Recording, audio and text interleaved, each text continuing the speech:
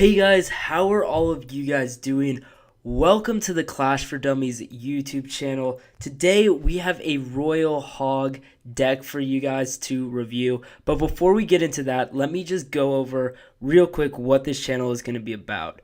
Number one, I'm going to be posting decks as often as I can. What is the top in the meta at the time? And second, I want to post update information, keep you guys updated on what we should be seeing in the game.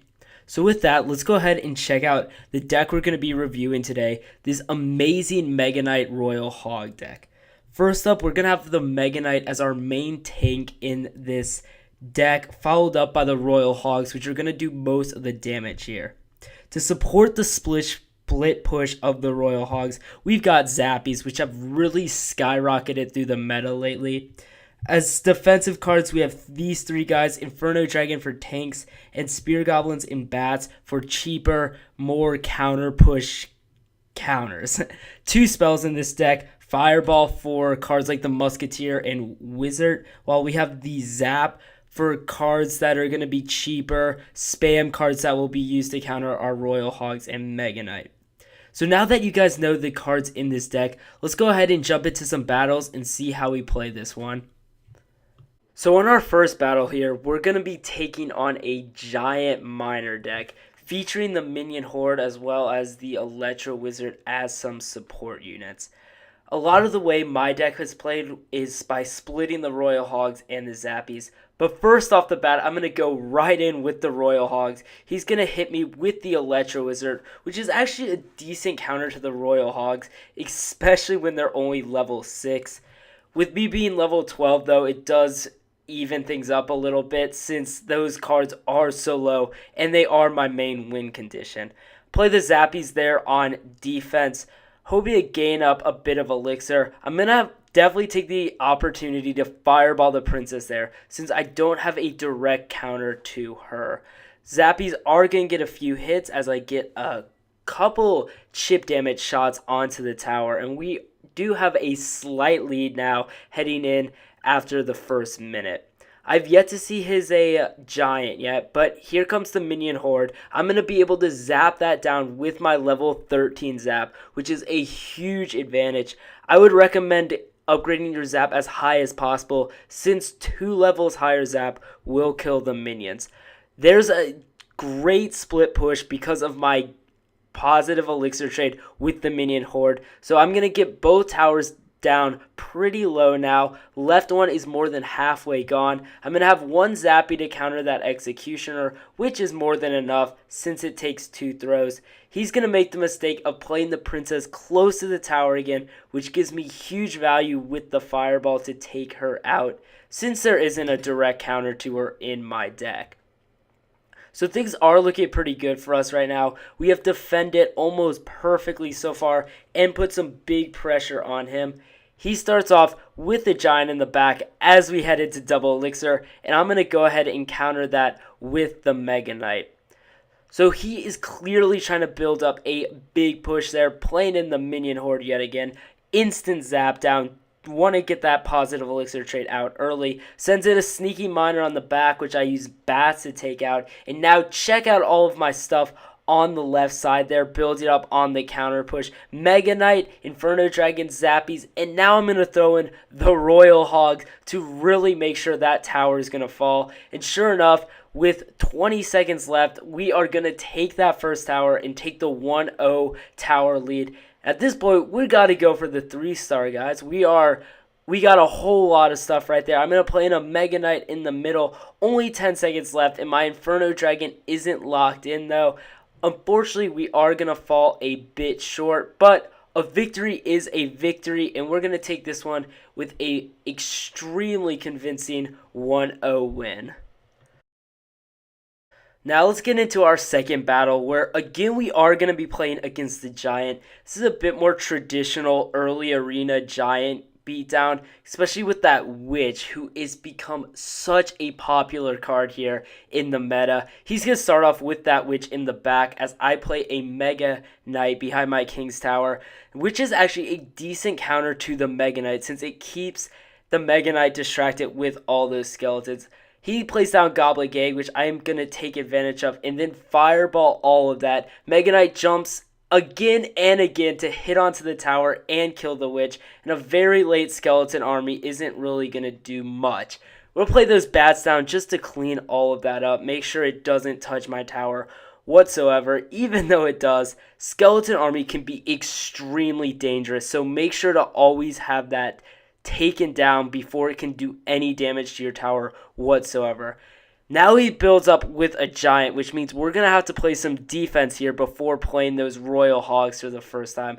Drops in a witch behind. I want to get that Mega Knight up, but with that Goblin Gang going in, we're going to have to settle for the zap, clear the skeletons and the goblins, which is now looking very scary with all those skeletons. But my Inferno Dragon is able to finish off the giant, and we're able to deploy that Mega Knight to get in right on that witch. I know he's low on elixir, so we can go ahead and pop some spear goblins right in there, but we don't have zap up.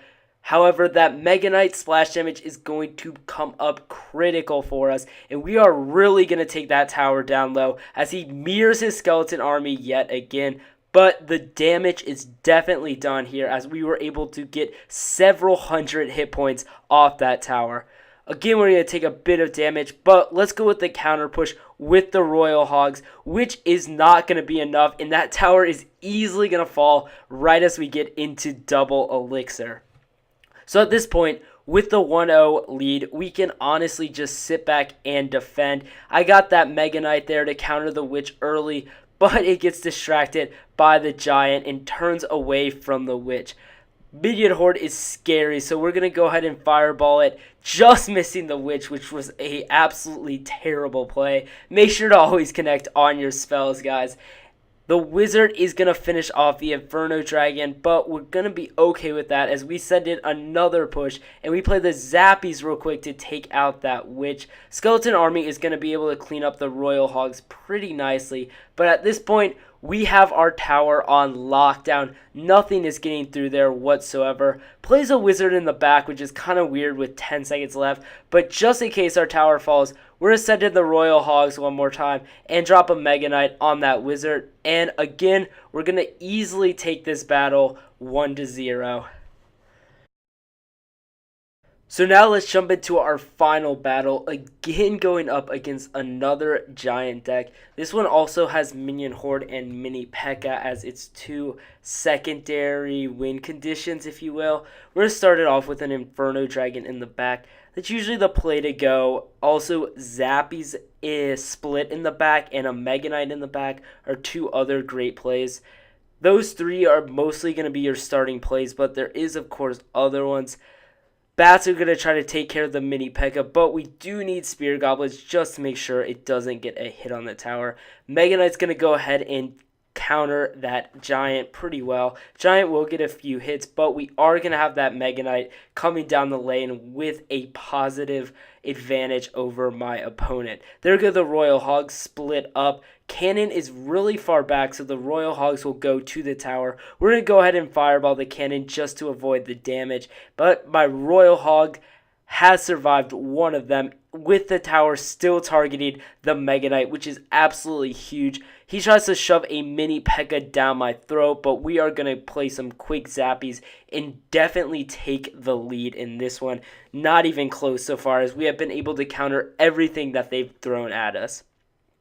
So we're at a bit of a pause here in the action, and like I said earlier, the best way to play it here is to plop a Mega Knight down in the back, going towards whatever tower you're trying to take down. He's going to counter me with a Giant in the back, giving him a bit of an elixir advantage, but we've got the Inferno Dragon in rotation, which should be more than enough to take down that Giant. We do want to get again to those Royal Hogs because they are absolutely devastating without the correct counter. Zap on the Minion Horde plus the bats will take that down, and we are looking good with an Inferno Dragon and a barely alive Mega Knight heading right down.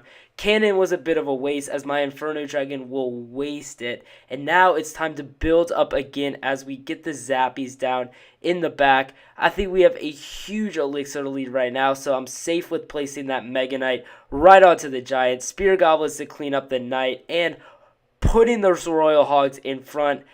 to get a ton of damage, zap the minions down, which my spear goblins will be able to finish up. And the spear goblins onto the tower are really taking it low. Not quite enough to take it down, but that is only a zap or a fireball away. And with 20 seconds left, we just need to focus on defending. Good fireball there, but misses the spear goblins, and my tower is going to fall. 10 seconds left. We got to make sure we take down the other tower. And the huge push on the left is going to make it a 1-2 punch with a couple seconds in. And we are going to take this one pretty handily with a 2-1 victory. And with that third battle, we're going to wrap up this video right here, rocking that Royal Hogs deck all the way. So if you guys enjoyed the video, of course, make sure to leave a like. And don't forget to subscribe so that you never miss a meta deck while it's happening now in Clash Royale. Thanks a ton for watching. I'll see you guys soon with a new video.